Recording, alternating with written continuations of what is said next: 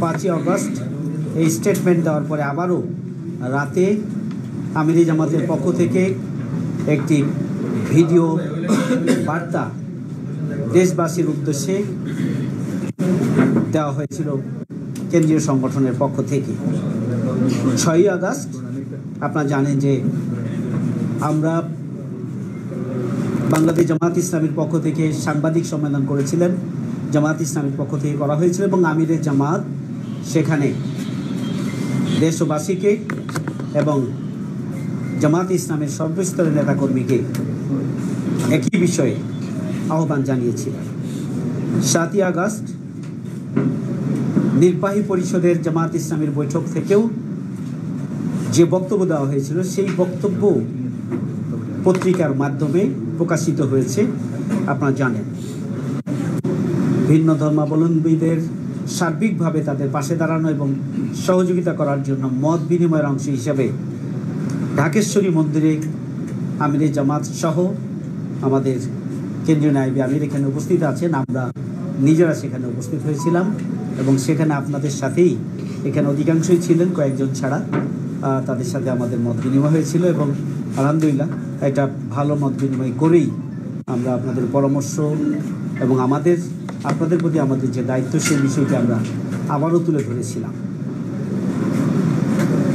আজকে আমরা দেশের এই চলমান অবস্থার প্রেক্ষিতে আবারও আপনাদের সাথে মত বিনিময়ের জন্য কষ্ট করে আমরা এখানে আপনাদেরকে হাজির করেছি। যারা উপস্থিত হয়েছেন তাদেরকে আবারও আমরা আন্তরিক শুভেচ্ছা এবং অভিনন্দন মোবারকবাদ জানাচ্ছি। আমরা জানি যে আপনাদের কিছু কর্মসূচি আছে, সেটা নিয়ে আপনারা ব্যস্ত আছেন। এত ব্যস্ততার মাঝেও যে আপনারা উপস্থিত হয়েছেন এই জন্য আমরা আন্তরিকভাবে আপনাদের প্রতি কৃতজ্ঞতা জ্ঞাপন করছি। এই পর্যায়ে আমরা আমাদের সিনিয়র নেতৃবৃন্দ আছেন, একটু আপনাদের পরিচয়টা যদি আজকে হয়ে যায় তাহলে ভালো হবে। ডান দিক থেকে যদি শুরু হয়, সভাপতি সাহেব। শুভেচ্ছা। আমার নাম বাসুদেব ধর, আমি সভাপতি বাংলাদেশ পূজা উদযাপন পরিষদ, আমার পেশার সাংবাদিক। আমার নাম মনীন্দ্র কুমার নাথ, আমি যুগ্ম সাধারণ সম্পাদক বাংলাদেশ হিন্দু বৌদ্ধ খ্রিস্টান ঐক্য পরিষদ এবং সহসভাপতি বাংলাদেশ পূজা উদযাপন পরিষদ এবং আমাদের মহানগর সংগঠনের এই সাবেক সভাপতি। এছাড়া বেসিক্যালি আমি একজন ব্যাংকার ছিলাম, এখন রিটায়ার্ড। আমি অতিরিক্ত ব্যবস্থাপনা পরিচালক হিসেবে মার্কেন্টাইল ব্যাংক থেকে রিটায়ার্ড করেছি। সবাইকে শুভেচ্ছা, নমস্কার, সালাম জানাচ্ছি। আমার নাম ডিএন চ্যাটার্জি। আমি শ্রী শ্রী জাতীয় মন্দিরের বর্তমান পরিচালনা কমিটি, যেটি আইনগতভাবে বাংলাদেশ সুপ্রিম কোর্টের থেকে স্বীকৃত যে ব্যবস্থাপনা কমিটি, আমি তার সাধারণ সম্পাদক। আমি মহানগর আমাদের যে পূজা কমিটির কথা দাদা বললেন, আমি এটির বছর 4-5 আগের সভাপতি এবং বাংলাদেশ পূজা উদযাপন পরিষদের সিনিয়র ভাইস প্রেসিডেন্ট। আপনাদের সবাইকে শুভেচ্ছা। নমস্কার, আমার নাম সন্তোষ শর্মা, আমি বাংলাদেশ পূজা উদযাপন পরিষদের সাধারণ সম্পাদক এবং আমি পেশায় সাংবাদিক। দৈনিক কালবেলা পত্রিকার আমি সম্পাদক ও প্রকাশক।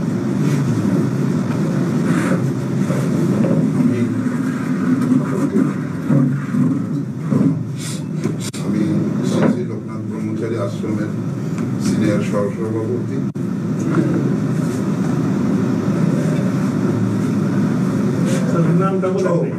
আমার নাম রবীন মুখার্জি। সবাইকে শুভেচ্ছা অভিনন্দন। আমার নাম শ্রী বিষ্ণু ভৌমিক, সাধারণ সম্পাদক শ্রী লোকনাথ ব্রহ্মচারী ছয়বার।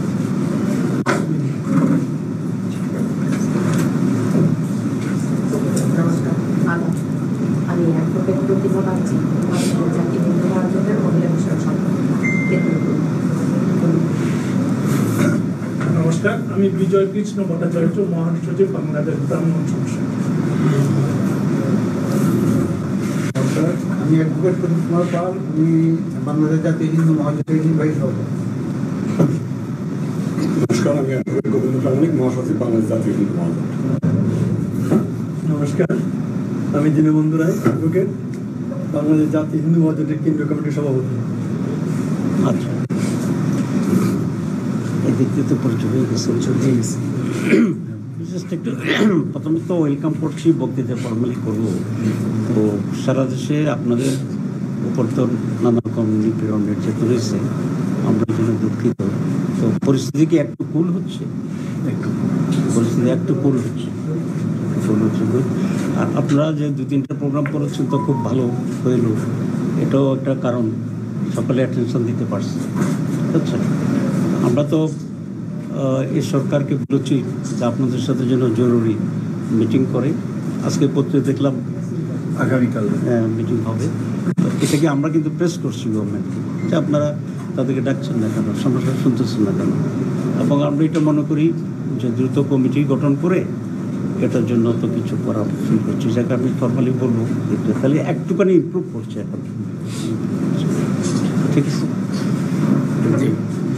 আপনাদের থেকে একজন দুজন কি কথা বলবেন? রবীন্দ্রদা একটু, আমরা প্রোগ্রামটা একটু শর্ট করব। কিছুক্ষণ পরেই আমাদের প্রধান উপদেষ্টার সাথে একটা মিটিং আছে। কটার সময়? 4:30 গিয়ে আমাদের পৌঁছতে হবে। কথা বলার জি, কিন্তু আমরা বলি তো যমুনা লেটেস্ট অবস্থা জানানো যমুনা থেকে। আমি একটু রিকোয়েস্ট করি, জি না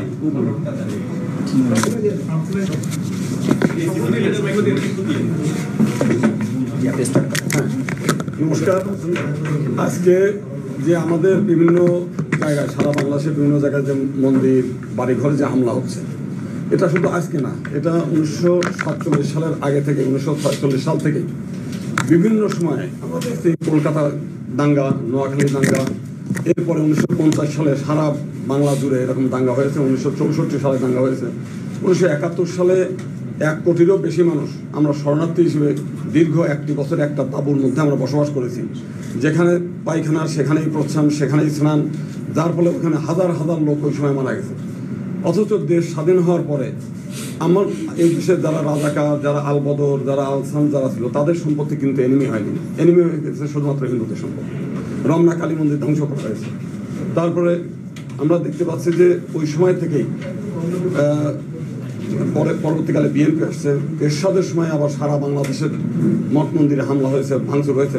এবং ঢাকেশ্বরী মন্দিরের আমাদের মাননীয় নেতারা আছেন, ঢাকেশ্বরী মন্দির থেকে আরম্ভ করে এমন কোনো ঢাকা শহরের মন্দির ছিল না যে মন্দিরটা তারা আগুনে পুড়িয়ে দেয়নি। সমস্ত চট্টগ্রামের কৈবল্য ধাম থেকে আরম্ভ করে দাদা কক্সবাজারের লোক আছে, সারাটা বাংলাদেশ ধ্বংস হয়েছে। বিএনপির সময় 2001 সালে আপনার ভোলা থেকে আরম্ভ করে সারা বাংলাদেশে কিন্তু ব্যাপক সহিংসতা হয়েছে। সেই ঘটনাগুলো এবং এই গত টার্মে যে বিএনপি আওয়ামী লীগের ক্ষমতার সময় আমরা নাসিরনগরে দেখেছি, কুমিল্লা থেকে আরম্ভ করে চাঁদপুরে একেবারে সেই চৌমোহনীতে বিশাল বিশাল বড় বড় মন্দির, কোটি কোটি টাকার মন্দিরগুলো একেবারে ধুলায় মিশিয়ে দেওয়া হয়ে গেছে। এরপর আমরা দেখছি সেই ঠাকুরগাঁর সেই পীরগঞ্জ গ্রামকে গ্রাম জ্বালায় দেওয়া হয়েছে, রংপুরের 2-3টা গ্রাম জ্বালায় দিয়েছে। সেই সমস্ত ঘটনাগুলো এর আগেও আমাদের কী বলে নাসিরনগর থেকে আরম্ভ করে চট্টগ্রামে প্রচুর মন্দির এরকম ধ্বংস হয়েছে। কোনো একটা ঘটনা ঘটলেই গ্রামকে গ্রাম জ্বালিয়ে দেওয়ার ঘটনাগুলো ঘটে। তো এইগুলো শুধুমাত্র আজকে ঘটতেছে তা না। এবং এর ফলে হয়ে গেল কি যে বাংলাদেশে 33% হিন্দু ছিল 1947 সালে, সেটা 2015 সালেও সরকারি সেন্সাসে বলছে 10.7%, 2023 সালে এসে বলছে 7.9%। অর্থাৎ এই গত লাস্টের 6 বছরেও হিন্দু কমছে 2.8%। তো এই অবস্থার একটা অবসান হওয়া দরকার। আজকে আপনারা আপনাদের প্রতি আমাদের কৃতজ্ঞতা অনেক, যে সেই উত্তরবঙ্গে একটা করতোয়া নদীতে যখন স্নান উৎসব ছিল, সেখানে প্রচুর মানুষ সেই জলে ডুবে মারা যায়। আমরা জানার আগেই দেখেছি যে আপনারা তাদের ওখানে সেই সহযোগিতা করতে গেছেন এবং প্রতিটি পরিবারকে মানে প্রতিজনকে 3 লক্ষ করে টাকা ওই সময় দিয়েছেন। আমরা এর আগেও দেখেছি সেই আমাদের টাঙ্গাইলে একটা পরিবার, আমাদের হিন্দুদের যে অর্থের অভাব আছে তা না, এরপরেও একটা ফ্যামিলি তারা না খেয়ে মারা যাচ্ছিল, একজন মহিলা, সেই মহিলাকে আপনারা মনে হয় সম্ভবত আজীবন এখনও পর্যন্ত তাদেরকে পালন করেন, অথচ আমাদের হিন্দুদের মধ্যে বহুত কোটিপতি আছে, তারা দেখে না। আমরা বিভিন্ন সময় এগুলোতে আপনাদের মহানুভবতা এখনও 1992 সালে একবারে বাংলাদেশের 64 জেলায় হামলা হয়েছে। তো সেইগুলোতে আমরা দেখেছি সেই সময় আপনাদের হওয়ার পরেও পরবর্তীকালে দীর্ঘদিন ধরে হচ্ছিল, তখন জামাত ইসলাম এবং সহ মাদ্রাসার ছাত্ররা সেই মন্দিরগুলো পাহারা দিচ্ছিল। এবারেও দেখলাম ঢাকেশ্বরী মন্দিরে গিয়ে দেখলাম মানে পাহারা দিচ্ছে, বিভিন্ন বড় বড় মন্দিরে পাহারা দিচ্ছে, যে কারণে আমি মনে করি যে মানে বড় ধরনের একটা ম্যাসাকার হওয়ার একটা ঘটনা হতে পারতো যেটা আপনাদের সহ অন্যান্য বাংলাদেশের সমস্ত নেতৃবৃন্দ আমাদেরকে সহযোগিতা করেছেন বিধায় যে বড় বড় কোনো ঘটনা ঘটে নেই। তারপরেও বিভিন্ন জেলায় মন্দির কিন্তু ভেঙেছে, একেবারে প্রত্যন্ত গ্রাম অঞ্চলেগুলো কিন্তু ঘটেছে।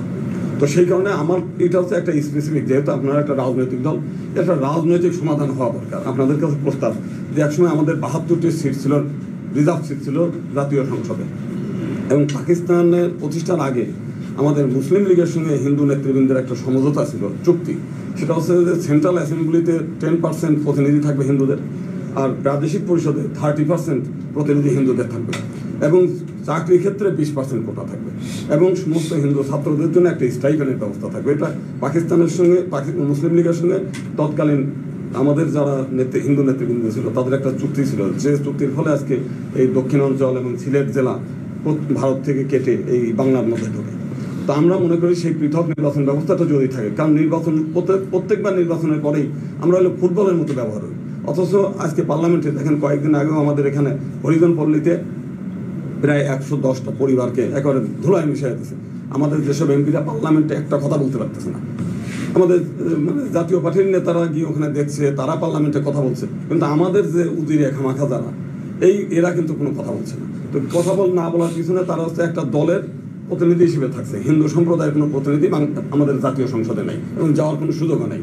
তো সেই সুযোগটার জন্য যদি আজকে আমাদের এই ধরনের আমাদের জাতীয় নেতৃবৃন্দরা এখানে আছে, তারা যদি পার্লামেন্টে যেতে পারতো, আমরা যদি যেতে পারতাম, আমরা কিন্তু আমার সমাজের জন্য আমরা কথা বলতে পারতাম এবং সমাজকে আমরা সাহসী করে গড়ে তুলতে পারতাম। আজকে দিন নাই রাত নাই আপনারা মন্দির পাহারা দিচ্ছেন আপনাদের কর্মীরা, অন্তত তখন আমরা কিন্তু সেই ভূমিকাটা রাখতে পারতাম। আমরা তাই একটা সংখ্যালঘু মন্ত্রণালয় হোক এবং জাতীয় সংসদের সংরক্ষিত আসন, এবং সেটা পৃথক নির্বাচনের ভিত্তিতে। তা না হলে হবে কি, বিএনপি ক্ষমতায় আসবে, তার দলের কতগুলো দালাল যারা আছে তারা ক্ষমতায় যাবে, আবার আওয়ামী লীগ আসবে, তার দলের লোকজন যাদের তারা দালালি করে সেই লোকগুলো পার্লামেন্টে যাবে, যারা সমাজের কাজ করবে না। পৃথক নির্বাচন হলে হবে, হিন্দুদের ভোটে তারা নির্বাচিত হবে, হিন্দুদের কাছে কমিটমেন্ট থাকবে, সেই দায়বদ্ধতা থাকবে। সেই দায়বদ্ধতার কারণেই আমরা পৃথক নির্বাচনটাই চাই। আগামীতে যে এটা আসবে আমরা চাইব যে আপনাদের রাজনৈতিক ইশতেহারে এই বিষয়টা আনার জন্য আমরা অনুরোধ করি। ধন্যবাদ।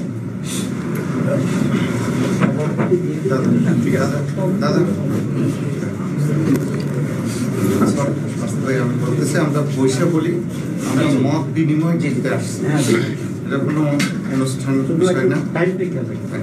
আমি খুব সংক্ষেপে বলতেছি, আমরা খুব ভারাক্রান্ত হৃদয় আপনাদের কাছে। এই দুঃসময়ে আপনারা আমাদেরকে ডেকেছেন, এজন্য ধন্যবাদ। আমাদের হৃদয়টা ভারাক্রান্ত কেন সেটা আপনারা জানেন। আমাদের বাড়িঘরে আগুন, আমাদের হিন্দু সম্প্রদায়ের লোকজনের দোকানপাট, ব্যবসা প্রতিষ্ঠানের লুটপাট, বাধ্যতামূলক চাঁদাবাজি। আমাদের কাছে এই পর্যন্ত যা খবর আছে, এই আজকের দিন পর্যন্ত 5 জন নিহত, অসংখ্য আহত, অনেকে বাড়িঘর ছাড়া। আমাদের একটা আমরা এখানে পার্লামেন্টের মেম্বার বা কোনো কোটা জন্য আসিনি আজকের দিন, কেননা এই কোটা বিরোধী আন্দোলন করে কিন্তু আজকে এই অবস্থা, আপনারা আমরা সবাই এই অবস্থা। তো আমাদের একটা ভিত্তিটা হল, বাংলাদেশে যখনই কোনো নির্বাচন হয় তখনই আমাদের উপর নির্যাতন নিপীড়ন নেমে আসে। যখনই কোনো রাষ্ট্রীয় ঘটনা ঘটে তখনই আমাদের উপর নির্যাতন নিপীড়ন নেমে আসে। আপনারা একটা রাজনৈতিক শক্তি, আমরা চাই সকল রাজনৈতিক শক্তি। আরো একটা কথা বলে রাখি, আমরা পূজা পরিষদ বাংলাদেশের কোনো রাজনৈতিক বা কোনো দলের নয়। আমরা আমাদের পূজা পরিষদ বাংলাদেশের হিন্দু সম্প্রদায়ের প্রতিনিধি। আমরা কোনো বিশেষ দলের রাজনীতি করি, আমরা কোনো আমাদের মধ্যে কেউ করতে পারে। এটা বিভিন্ন জন বিভিন্ন, আপনাদের মধ্যে বিভিন্ন লোক বিভিন্ন পলিটিক্স করতে পারে। পূজা পরিষদ আমরা কোনো রাজনীতি করি, এটা হল প্রথম। দ্বিতীয় হচ্ছে, স্বাধীনতার পর থেকে আজ পর্যন্ত আমাদের সম্প্রদায়ের উপর যত নির্যাতন নিপীড়ন হয়েছে, দুঃখজনক হলেও সত্য, একটি ঘটনারও বিচার পাইনি, একটি ঘটনারও আমরা বিচার পাইনি। আপনারা 2001 সালের যে সরকারে আপনারাও ছিলেন অংশীদার, সেই সরকারের সময়ও যখন নির্বাচনোত্তর পরিস্থিতি হলো, দুঃখজনক হলে সত্য, আমরা মনে করেছিলাম আমরা ন্যায় বিচারটা পাবো, কিন্তু আমরা বিচারটা পাইনি। ঠিক একইভাবে যখন 2008 সালে সরকার পরিবর্তন হলো, তারা আমাদের উপর যে নির্যাতন নিপীড়ন হয়েছে সেটার জন্য একটা বিচার বিভাগীয় কমিশন করলো। সেই বিচার বিভাগীয় কমিশনের রিপোর্টও বাস্তবায়িত হয়। আমরা যেটা চাই, যে কোনো অপরাধী যারা অপরাধ করে আমাদের কাছে তাদের রাজনৈতিক পরিচয় বিষয় নয়, সে যে দলেরই হোক, আমরা চাই তাদের বিচার। যে অপরাধ করে সে দুষ্কৃতকারী, সে দুর্বৃত্ত, তার বিচার করার ব্যাপারে আমি মনে করি না কারো কোনো সীমাবদ্ধতা থাকতে পারে। সমাজে যদি বিচার না হয়, অপরাধীদের যদি সাজা না হয়, তাহলে তো অপরাধ ঘটতেই থাকবে। এইটাই হয়েছে বাস্তবতা। আমরা চাই প্রত্যেকটা ঘটনার নিরপেক্ষ তদন্ত হোক, বিচার হোক। আমরা যাতে এই দেশে, এই দেশ আমার, এই জন্মভূমি আমার, আমি এদেশে থেকে বড় হয়েছি, এই রক্ত মাংসে, এদেশের যুদ্ধ আমাদের অবদান। আমরা চাই যে এই মাটিতেই আমি মরতে চাই, এই মাটিতেই আমি থাকতে চাই। আমাদের শেষ রক্তবিন্দু এখানেই হবে, আমার শেষ কৃত্য এখানেই হবে। আমরা চাই যাদের উপর অত্যাচার, যে সমস্ত ঘটনাগুলো হয়েছে, ইমিডিয়েট বিচার হোক, অতি দ্রুত ট্রাইব্যুনাল করে বিচার করা হোক। আমাদের অন্যান্য যে দাবিগুলো আছে, দীর্ঘদিনের দাবি, আমাদের সংখ্যালঘু বিষয়ক মন্ত্রণালয়, সংখ্যালঘু কমিশন, আমাদের সংখ্যালঘু সুরক্ষা আইন, আমাদের হিন্দু কল্যাণ ট্রাস্টের পরিবর্তে হিন্দু ফাউন্ডেশন সহ আমাদের দুর্গাপূজার ছুটি, অন্যান্য বিষয় সহ সকল দাবি আমরা বিভিন্ন সময় করে আসছি, কিন্তু কোন সরকার আজ পর্যন্ত বাস্তবায়ন করে না।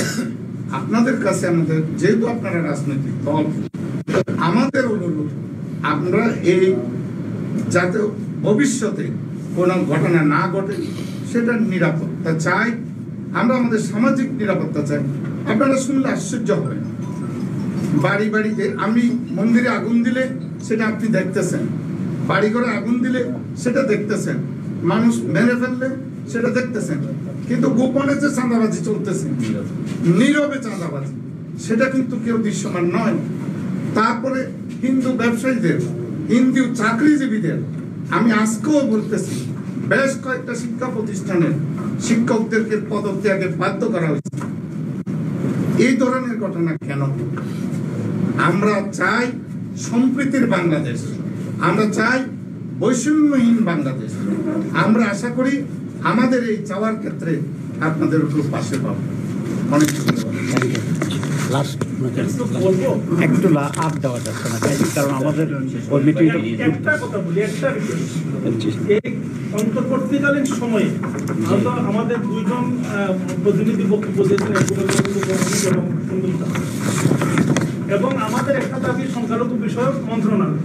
আমি আপনাদের কাছে একটা রিকোয়েস্ট করব যে এই অন্তর্বর্তীকালীন সময়ে সংখ্যালঘু বিষয়ে একজন উপদেষ্টা নিয়োগ করা যায় কিনা, এই বিষয়টা প্রধান উপদেষ্টার কাছে আপনারা প্রেস করবেন। একজন তো আছে মনে হয় না, এটা আমাদের ধর্মে আমরা চাচ্ছি যেটা আমাদের জন্য একটা পৃথক মন্ত্রণালয় বিষয়ক যে উপদেষ্টা যিনি থাকবেন, বিজয় কৃষ্ণদাস যেটা বলেছে যে এই মুহূর্তে মন্ত্রণালয়ের ব্যাপারটি নয়, উনি বলছে এই মুহূর্তে ধর্ম বিষয়ক অর্থাৎ হিন্দু সম্প্রদায় ভিত্তিক একজন উপদেষ্টা বিশেষভাবে নেওয়া, যাতে এই সম্প্রদায়ের সাথে যোগাযোগ করে ভালো করে বিষয়বস্তুগুলো, কারণ সময় কম। আর একটু রিকোয়েস্ট থাকবে যে কেউ একজনের বসাই দিতে যাবো, যারা অন্তত আমাকে সোশ্যাল ওয়ার্ক করে কিছু জানে, সমাজ সম্পর্কে পরিচিত, মেলামেশা আছে। হ্যাঁ,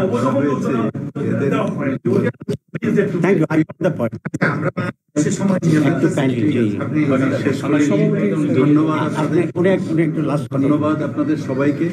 আজকে ঢাকেশ্বরী মন্দিরে আপনারা গিয়েছিলেন, মত বিনিময় হয়েছে। আজকে আবার আমি গিয়েছিলেন, গিয়েছিলেন, আমরা সেখানে কথা বলেছি। এইখানে আমাদের গোবিন্দ যে কথাগুলো বলেছে তার এবং সন্তোষ যে কথাগুলো দুটো মিলে দেখা যায় সব কথাই এসে গেছে। আমাদের যন্ত্রণার কথা এসে গেছে, আমাদের ভিতর যে রক্তক্ষরণ সেটাও আপনাদের উপলব্ধিতে আসছে। আমি একটা কথা, একটু ভিন্ন কথা বলি দাদা। এইখানে একটা সংস্কৃতি তৈরি হয়েছে যে এই হামলা হলে বলে জামাত শিবির, এটা সবাই আপনারা এই ইয়েটা আপনারা দূর করুন। এই যে একটা সবাই আমরা চাই যে আপনারা যেভাবে আমাদের মন্দির পাহারা দিচ্ছেন এবং বিভিন্ন জায়গা থেকে আমরা খবর পাচ্ছি মন্দিরে আপনাদের লোক গেছে, আরও সবাই পাহারা দিচ্ছে, এই কালিমা কেন বহন করতে হবে সেটা আপনারাই প্রয়োজনীয় ইয়ে নিয়ে রাজনৈতিক ভাবমূর্তি তৈরি করে আপনারা এই ইয়েটা থেকে বেরিয়ে আসুন একটা। এবং এই দুর্বৃত্তায়ন যে হয়েছে আমাদের সমাজে, সাম্প্রদায়িক দুর্বৃত্তায়ন হয়েছে, সেটা ব্যাপারে আপনাদের একটা সুযোগ আসছে এইটা থেকে বেরিয়ে আসা। এবং এই যে সাম্প্রদায়িক হানাহানি, একটা কথা আমি বলি, যেমন উপসাগরীয় যুদ্ধ শুরু হলেও সন্তোষ বলেছে যে নির্বাচন এবং অন্যান্য ঘটনায় উপসাগরীয় যুদ্ধ শুরু হওয়ার পরে আমাদের উপর হামলা হয়েছে। মানে একটা অজুহাত, যে কোনো একটা অজুহাত, এখানে ধর্মীয় সঙ্গে বিশেষ করে হিন্দু সম্প্রদায়ের উপর হামলার একটা অজুহাত পেলেই বাস যার আপনারা দাঁড়িয়েছেন। এবার আপনাদের আমরা কৃতজ্ঞতা জানাই। আপনারা এই ইয়েটা মন থেকে যাতে মুছে যায়, আপনারা সেইভাবে আমাদের জাতীয় রাজনীতিতে যদি একটা ভূমিকা রাখেন, আমরা সবচেয়ে বেশি খুশি হব। আর আগামী দিনে নিশ্চয়ই আরও সুন্দর একটা নির্বাচন দেখতে পাবো এবং গোবিন্দ এবং সন্তোষ যেভাবে বলেছে আপনারা সেই জিনিসগুলো সত্যটা এবং দুর্বৃত্তদের শাস্তি। সম্মানিত উপস্থিতি, মত বিনিময় সময়ের কারণে আমরা আরও গুরুত্বপূর্ণ ব্যক্তিবর্গ ছিলেন যে তাহলে আমরা আরও কথা বলার সুযোগ পেতাম। আমরা ইনশাল্লাহ সামনে আরও সময় নিয়ে আমরা মত বিনিময় করতে পারবো ইনশাল্লাহ। তো আপনাদেরকে অনেক ধন্যবাদ। এ পর্যায়ে আপনাদের সামনে সংক্ষিপ্ত কথা বলার জন্য অনুরোধ করছি বাংলাদেশ জামাত ইসলামীর সম্মানিত সেক্রেটারি জেনারেল মিয়া অধ্যাপক গোলাম পরোয়া, সাবেক এমপি। জি জি যেটা আমাদের সেখানে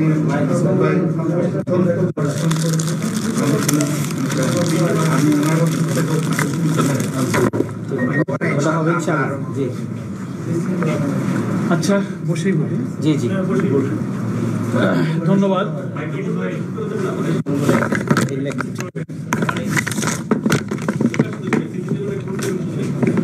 আবার ঠান্ডা যাবে।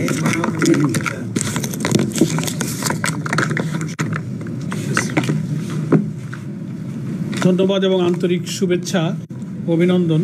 আজকের এই চমৎকার একটি আয়োজন, যে আয়োজনে উপস্থিত আছেন কেন্দ্রীয় এবং ঢাকা মহানগরীর পূজা উদযাপন, হিন্দু বৌদ্ধ খ্রিস্টান ঐক্য পরিষদ, হিন্দু মহাজোট সহ বিভিন্ন ধর্মাবলম্বীদের কেন্দ্রীয় স্থানীয় সংগঠনের যারা প্রতিনিধিত্ব করছেন, নেতৃত্ব দিচ্ছেন, তাদের সকলকে আমাদের ঢাকা মহানগরীর কার্যালয়ে উপস্থিত হয়ে আপনারা আমাদেরকে কৃতজ্ঞতা ভাষা আবদ্ধ করেছেন। জামাত ইসলামের পক্ষ থেকে আমি আপনাদেরকে আবারও আন্তরিক ধন্যবাদ এবং অভিনন্দন জ্ঞাপন করছি। আপনারা সকলেই অবগত আছেন, বাংলাদেশ জামাত ইসলামের সম্মানিত আমির, যাকে আমরা আমাদের কনস্টিটিউশনাল টার্মে আমিরে জামাত সম্বোধন করি, সম্মানীয়, আমরা আমাদের আমির জামাতকে একটি ইনস্টিটিউশন মনে করি। তিনি আপনাদের সঙ্গে শুভেচ্ছা বিনিময় করেছেন ঢাকেশ্বরী মন্দিরে, সেখানে অনেক কথা বলেছেন, আপনারাও বলেছেন, শুনেছেন। আজকে আমাদের সম্মানিত নায়েবে আমির অর্থাৎ ডেপুটি চিফ যাকে আমরা বলি, ডক্টর সৈয়দ আব্দুল মোহাম্মদ তাহের, তার প্রতিনিধি হিসেবে উনি আরেকটা প্রোগ্রামে থাকার কারণে প্রতিনিধিত্ব করছেন। এই জন্য আমি আপনাদেরকে অভিনন্দন জানাচ্ছি। একটা কথা বলে আমি আমার কথা খুব সংক্ষেপে শেষ করছি। মূল কথা আমাদের ডক্টর তাহের ভাই বলবেন, সেটা হচ্ছে যে খুব ভালো লাগলো এবং জামাত ইসলামী সবসময় আদর্শিক কারণেই, নৈতিক কারণেই ধীরে ধীরে আমার মনে হয় যে আপনাদের কাছে, দেশবাসীর কাছে অনেক পরিষ্কার হচ্ছে সূর্যের আলোর মতো, যে একটা প্রথাগত, একটা ব্যাড কালচার, একটা কনসেপশন যা চলছিল, আমার দাদা বক্তব্যের মধ্যে অনেকটা পরিষ্কার করেছেন। এই অসত্য অন্ধকারের বেড়াজাল ছিন্ন করে একটা নতুন আলোর দিকে কিন্তু একটা সাম্প্রদায়িক সম্প্রীতির চরম জায়গায় আমরা যাচ্ছি, একটা কমিউনাল হারমোনির দিকে আমরা যাচ্ছি। আমি মনে করি যে নতুন বাংলাদেশের যে একটা সুন্দর যাত্রা শুরু হলো, আমাদের মধ্যে কমিউনাল হারমোনির, একটা সাম্প্রদায়িক সম্প্রীতির নতুন বাংলাদেশের একটা শুভ সূচনা হয়তো আমরা করতে পারছি। এর জন্য জামাত ইসলামী আপনাদেরকে শুকরিয়া যেমন জানায়, ধন্যবাদ জানাই, আপনাদের কাছে আমরা সহযোগিতাও কামনা করি। এবং এটা কোনো বাড়তি কথা নয়, আমরা আমাদের সংগঠনের সাংবিধানিকভাবে, গঠনতান্ত্রিকভাবে এবং আমাদের প্রিয় নবী মোহাম্মদ মুস্তফা সাল্লাল্লাহু আলাইহি ওয়াসাল্লামের কাছ থেকে আমরা যে আদর্শ শিক্ষা পেয়েছি, সকল সম্প্রদায়ের ধর্মীয় অবলম্বীদেরকে আল্লাহ রসুল বিদায় হজের ভাষণে, যারা আপনারা জানেন বিশ্বব্যাপী সমাদৃত যে ভাষণ, যে তাদের সম্পদ, মান, সম্মান, ইজ্জত একে অপরের ভয়ের চার্টার অফ মদিনাতে যেমন আছে, বিদায় ভাষণেও আছে, বিদায় হজে সকলকে তিনি মুসলিমদের জন্য আমানত স্বরূপ বলেছেন। জান, মাল, সম্পদ, ইজ্জত হচ্ছে রক্ত, সব আমানত। আমরা জামাত ইসলামের যারা কর্মী হয়, সমর্থক হয়, তাদেরকে এই আদর্শিক শিক্ষায়, এই ইডিওলজিক্যাল এডুকেশনে আমরা কিন্তু এডুকেটেড করি। এই কারণে নৈতিক দিক থেকে আমরা খুব দৃঢ় থাকি, সাহসী থাকি, যে রাজনৈতিক কোনো কারণে যত অপপ্রচার হোক, যত মিসপ্রোপাগান্ডা হোক, একদিন এইটা অসত্য প্রমাণিত হবে। আজকে ধীরে ধীরে সেই সত্য আজকে প্রকাশ হয়ে উঠছে। এবং আজকে আপনারা আপনাদের মনের যে বেদনা, যে ক্ষোভ, যে যন্ত্রণাটা খুব অল্প সময়ে আপনারা পরিষ্কার করেছেন। আমরা আশা করি আপনাদের সহযোগিতা পেলে এবারের এই কঠিন সময় আমরা যেমন ঢাকা সহ সারা দেশে আমাদের নেতা কর্মীরা মন্দির পাহারা দিয়েছে। আমি কিন্তু একটা হিন্দু প্রধান এলাকার এমপি, খুলনা ডুমুরিয়া ফুলতলা, হিন্দুরা আমাকে ভোট দিয়েছে। লোকেরা বলে তুমি জামাত ইসলামের লোক, তুমি ওখানে এমপি হলে কি করে? অথচ বাংলাদেশে একটা মাত্র আসন যেখানে হিন্দু সম্প্রদায় দাড়িপাল্লার সমর্থনে আলাদা সমাবেশ করে দাড়িপাল্লায় ভোট দেওয়ার জন্য মিছিল করে মন্দিরে গিয়ে শপথ করেছে, পত্রিকায় নিউজ হয়েছে। একটা এক্সেপশন, হ্যাঁ, সব জায়গায় আমাদের হিন্দুরা ভোট দিয়েছে, কিন্তু সেপারেট মিছিল করে দাড়িপাল্লা নিয়ে মন্দিরে গিয়ে শপথ করার মতো একটা এলাকার আমি কিন্তু জনপ্রতিনিধি ছিলাম। সেই জন্য আমার একটা অভিজ্ঞতা আছে যে আপনাদের যে অন্তরটা, যারা একটু যে কোনো ধর্মের লোক, আমি আমার এলাকায় বলি, যে কোনো ধর্মের লোক যদি তার ধর্মের নীতির উপরে সিনসিয়ার থাকে, সে কখনো অসৎ হতে পারে না, সে কখনো ভুল কথা বলতে পারে না। কিন্তু মুশকিল হয়েছে যে আমাদের শিক্ষা সংস্কৃতি আমাদেরকে সে অন্ধকার থেকে আজও বের করতে পারেনি। তাই আসুন, আমরা সত্যের দিকে যাচ্ছি, একটা নিউ ডাইমেনশনে আমরা প্রবেশ করছি। আমাদের আন্তরিক যে সম্প্রীতির বন্ধন তৈরি হলো, ইনশাআল্লাহ আমাদের ভুল বোঝাবুঝি দূর হবে। আমরা সকল ধর্মের মানুষ মিলেমিশে একটি চমৎকার সুন্দর নতুন বাংলাদেশ আমরা গড়তে পারবো, এই আশাবাদ ব্যক্ত করে সকলকে ধন্যবাদ জানিয়ে আমি আমার বক্তব্য শেষ করছি। ধন্যবাদ। সম্মানিত যে আপনাদের সামনে বক্তব্য রাখছেন বাংলাদেশ জামাত ইসলামী সম্মানিত কেন্দ্রীয় নায়েবে আমির, সাবেক এমপি, বাংলাদেশ ইসলামী ছাত্র শিবিরের সাবেক কেন্দ্রীয় সভাপতি, একটু দাঁড়াই, আমাদের একান্ত শ্রদ্ধাভাজন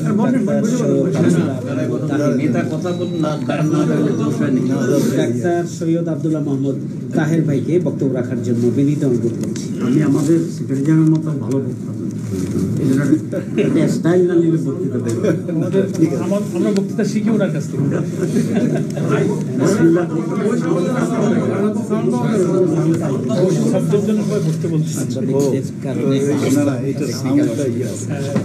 বিসমিল্লাহির রহমানির রহিম, নাহমাদুহু ওয়া নুসাল্লি আলা রাসূলিল কারীম।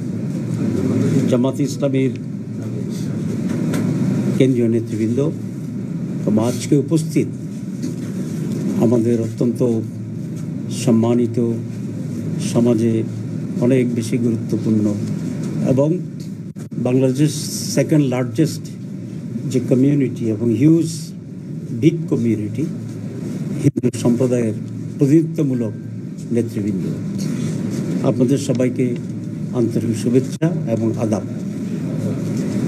এটা আমাদের জন্য বিরাট সৌভাগ্যের এবং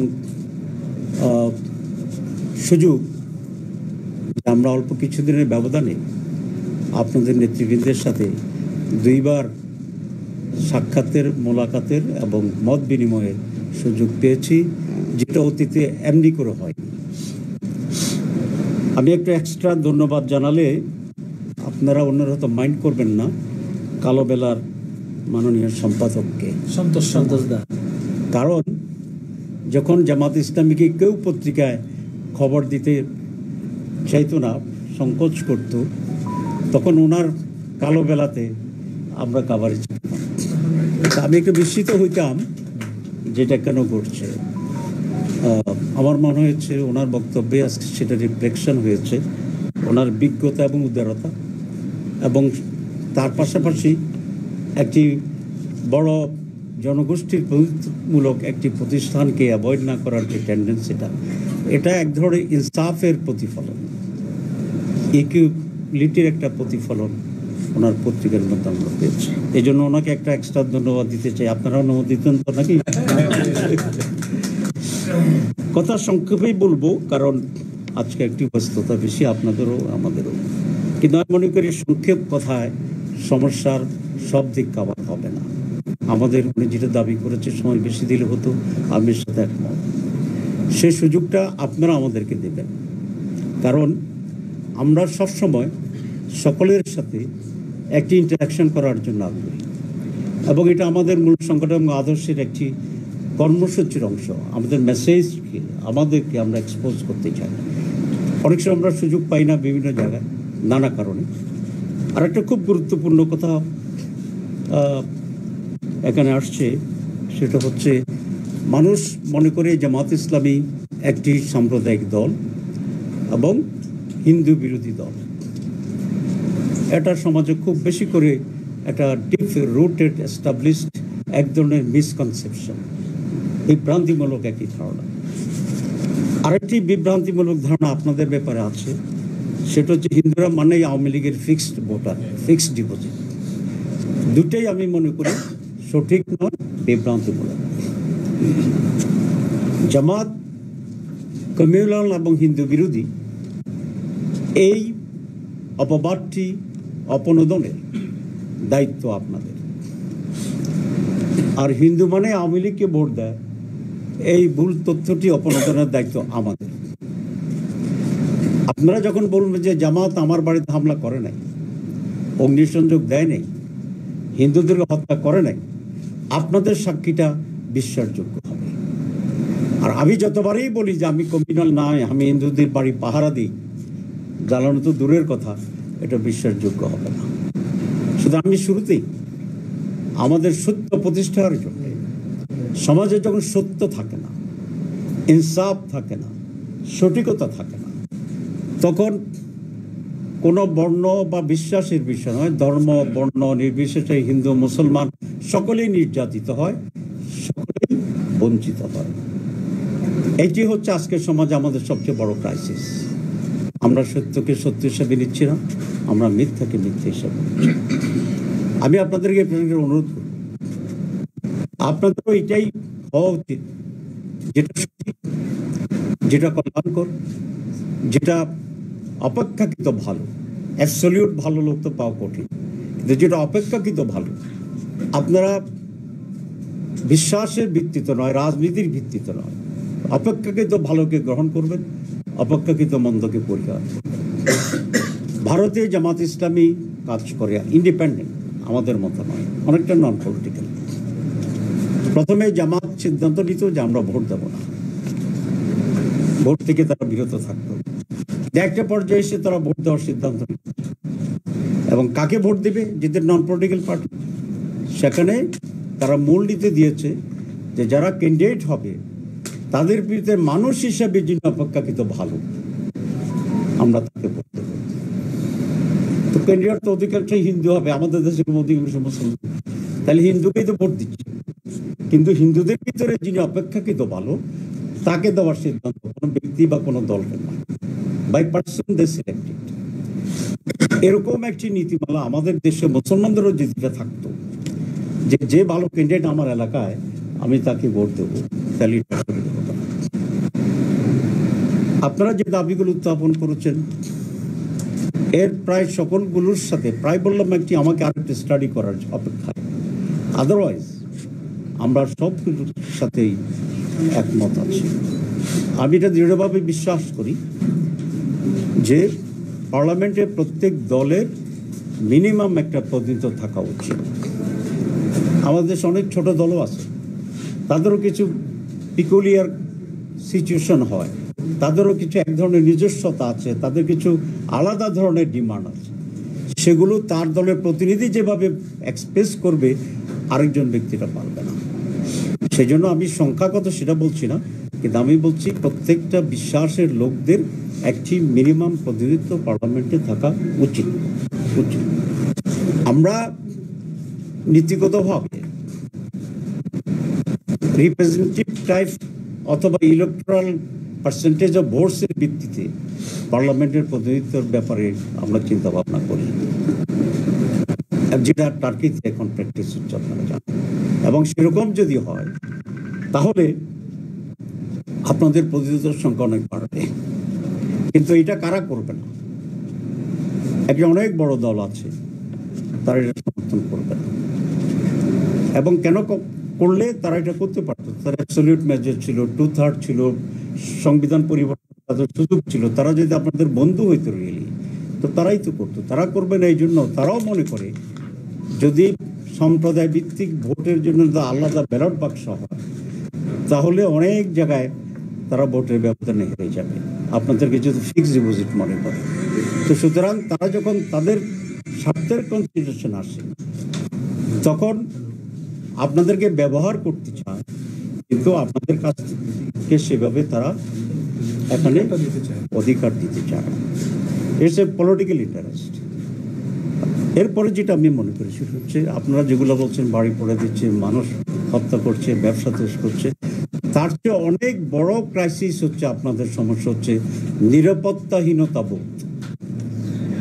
আপনি 100 কোটি টাকার মালিক, আপনি ঘুমাতে যাওয়ার পরে নিরাপত্তাহীনভাবে শুতে যান, আপনার ঘুম আসে না, একটু পরেই কেউ আসে ধাক্কা দেবে কিনা। এই নিরাপত্তাহীনতা বোধটা আপনাদের এক নম্বর সমস্যা আমার দৃষ্টিতে। আপনারা যদি নিরাপদ বোধ করেন তাহলে অনেক কিছুরই সমস্যার সমাধান হয়ে যাবে। জামাতে ইসলামী কখনোই কোনো সম্প্রদায়ের উপরে আঘাত করা নীতিগতভাবে বিশ্বাস করে। আমরা হিন্দুদের উপর আঘাত করলাম না, যদি মুসলমানদের উপর আঘাত করি তাহলে সেটা ঠিক হবে। আঘাতটাই বেটি, তিনি মুসলমান হন তিনি হিন্দু হন। আমরা কেন করি না? আমরা কেন বুক ফুলে বলি? সেক্ষেত্রে কিছু বলেছেন। আমরা যে আদর্শে বিশ্বাস করি ইসলাম, সেই ইসলামে কোনো সাম্প্রদায়িকতা নেই। উনি বেশিরভাগ হিন্দু অধ্যুষিত এলাকার এমপি, আমি মিনিমাম হিন্দু অধ্যুষিত এলাকার আমার এখানে আছে। আমার সময়ে একটা নজির যদি আপনারা দিতে পারেন, একটা, যে এখানে হিন্দুদের উপরে ইনসাফ পারি। 14 গ্রাম প্রপারে একটা আপনাদের মন্দিরের জায়গা ছিল বড়, যারা আপনাদের অনেক বিরাট বন্ধু হিসাবে দাবি করে, তারা আপনারা করেন বলি নেই, ওরা তারাই মন্দিরের অনেক বিরাট জায়গা দখল করে হয়েছিল প্রথম বাজারে। আমি নিজে দাঁড়িয়ে পুলিশ এনে ভেঙে সেখানে ওয়াল করে দিয়েছি। আমি অনুরোধ করব 14 গ্রামের আপনাদের পুজোর যে কমিটির সভাপতি সেক্রেটারি যারা আছে, এখন আছে কিনা জানি, আমি তো 10 বছর এলাকায় যেতে পারি না, আচ্ছা, তাদের থেকে আপনারা জানবেন। আমি প্রকাশ্যে সাংবাদিকদের সামনে বলছি, কারণ this is my moral responsibility, এবং এটা আমার আদর্শিক ইসলামিক রেসপন্সিবিলিটি, এবং সেটা আমি করছি, এটা আমার দায়িত্ব। আর পাহাড়া বাবরি মসজিদ যখন সমস্যা হলো, অ্যাকচুয়ালি এখানে একটা ডিফারেন্সিয়েশন হতে পারে, সব তো জ্ঞানী গুণী মুসলমান না। আমরা সাথে সাথে প্রত্যেকটি, যা আমি পার্সোনালি গেছি এবং পাহাড়ের ব্যবস্থা করছি। এটা আমাদের ভালো লেগেছে, এটা আমাদের ভালো লেগেছে। আমি প্রত্যেক দিন 14 গ্রাম ফোন করি যে হিন্দুবাদের কোনো সমস্যা আছে কিনা, কালকে রাত্রেও করেছি, তো বলো যে না।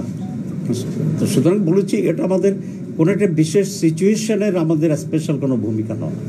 এটা আমার বিশ্বাসের দিক থেকে, আদর্শের দিক থেকে, নৈতিকতার দিক থেকে সামাজিক দায়িত্ব হিসাবে, এবং এটা আমরা কন্টিনিউ করবো ইনশাআল্লাহ। আরও প্রয়োজন হলে আরও করব। শুধু পূজা মণ্ডপ পাহারা নয়, সামাজিকভাবে আপনাদের সকলেই তো অনেক ধনী নয়, অনেক সমস্যামুক্ত। সেখানে যদি আপনারা অন্য কোনোভাবেও যদি আমাদের সহযোগিতা চান এবং আমাদের যদি অ্যাবিলিটি থাকে, আমরা ইনশাল্লাহ আমির জামাত এবং জামাতের পক্ষ থেকে আমি কমিটমেন্ট দিয়ে যাচ্ছি, আমরা এটা করব। সমস্যাটা ছিল আপনাদের সাথে আমাদের কমিউনিকেশন প্রপার না হলে অনেক কিছুই বুঝে যায় না। তো যেহেতু এটা শুরু হয়েছে, আপনারা যদি সুযোগ দেন, আমি বলেছি আমরা মাঝে মধ্যেই বলবো, আপনারা যখন ফিল করেন বসা দরকার তখন আমি শুনি। বাংলাদেশ একটি হোমোজিনিয়াস কান্ট্রি, এখানে একই ভাষায় আমরা কথা বলি, খাওয়ার রুচি একরকম, অন্যান্য দেশের মতো এক জায়গায় এক ভাষা নয়, আমরা একই ভাষার মানুষ। সুতরাং এই দেশটি সকলে মিলে ঐক্যবদ্ধ হয়ে একটি শান্তির বাংলাদেশ গড়ে তোলা কিন্তু খুব কঠিন বিষয় নয়, খুব কঠিন বিষয়। আমরা সেভাবে অগ্রসর হব এবং আরও ছোট প্রতিনিধিত্ব যে সমস্ত ধর্মের লোক আছে তাদের প্রতি আমাদের একই মেসেজ যে আমরা সকলের সাথে আছি। যেখানেই নির্যাতন সেখানেই আমরা জামাত ইসলামী, যেখানে বঞ্চনা সেখানেই বাংলাদেশ জামাত ইসলামী, যেখানে অভাব অনটন সেখানেই ইনশাল্লাহ জামাত বসবে। আপনারা আমাদেরকে জানাবেন, আমাদের সামর্থ্য অনুযায়ী, আমরা তো গভর্নমেন্ট না, ঠিক আছে, আমাদের যতটুকু সামর্থ্য আছে আমরা করব। আমাদের একটা সুবিধা হয়, আমাদের দল আমাদের টাকায় চলে। আমি যেটা বলি যে জামাত ইসলামীর টাকা মেরাজ হয়, মেরাজ মানে উঠতে যায়, আর অন্যদের টাকা নাজিল হয়, উপর থেকে নিচে আসে। আমাদের প্রত্যেকটি কর্মী জামাতকে টাকা দেয়, এটা কর্মী হওয়ার শর্ত। এই জন্য জামাত হচ্ছে গরিব মানুষের ধনী দল। আমরা সকলেই গরিব, কিন্তু সকলেই যখন আমরা দেই দলটা ধনী হয়ে যায়।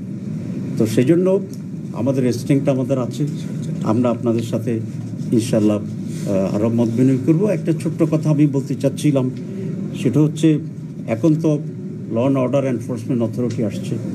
আমরা আজকে দাবি করব দুটা জিনিস। এক হচ্ছে আপনাদের সিকিউরিটির ব্যাপারে যেন সরকারিভাবেই উদ্যোগ গ্রহণ করে।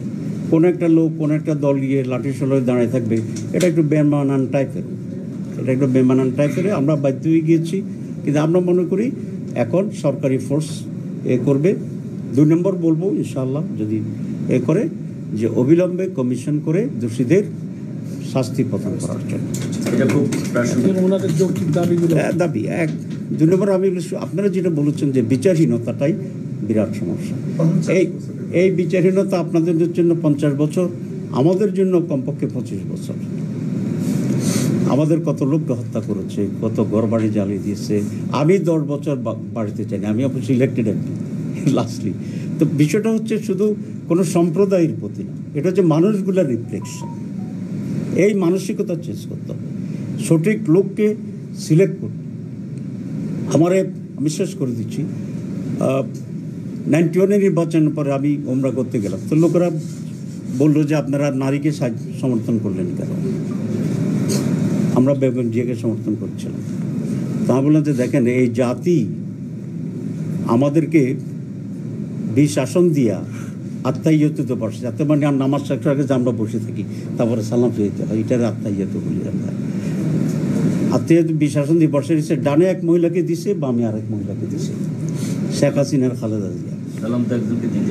এখন আমরা যদি সালাম ফিরাইয়া স্বাভাবিক হইতে হয়, তাহলে তো সালা এদিক ওদিক তাকাইতে। তো যদি ডানে তাকাই খালেদা জিয়া আর বাঁয়ে তাকাইলে শেখ হাসিনা, তাহলে আমি যদি মহিলার দিকে না তাকানোর সিদ্ধান্ত নেই, তাহলে আজীবন আত্মাইয়ত বই থাকতে।